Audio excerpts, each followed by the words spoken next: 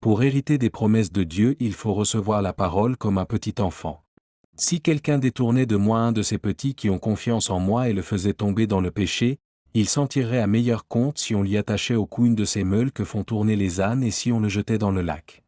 Évangile de Marc, chapitre 9, verset 42. Car, sans moi, vous ne pouvez rien faire. Évangile de Jean, chapitre 15, verset 5. Donc, demeurez en communion avec moi, je resterai uni à vous et j'agirai en vous.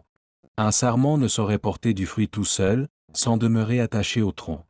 Il en est de même pour vous, si vous ne restez pas unis à moi, vous ne pouvez porter aucun fruit. Je suis le pied de la vigne, vous en êtes les sarments. Celui qui demeure uni à moi et en qui coule ma vie, portera du fruit en abondance, car séparé de moi, vous ne pouvez rien faire du tout. Évangile de Jean, chapitre 15, versets 4 et 5. Vraiment, je vous l'assure, celui qui n'accepte pas le royaume de Dieu avec la mentalité d'un petit enfant, n'y entrera jamais. Évangile de Marc, chapitre 10, verset 15. Cependant, certains l'ont reçu et ont cru en lui, il leur a donné le droit de devenir enfants de Dieu. Évangile de Jean, chapitre 1, verset 12.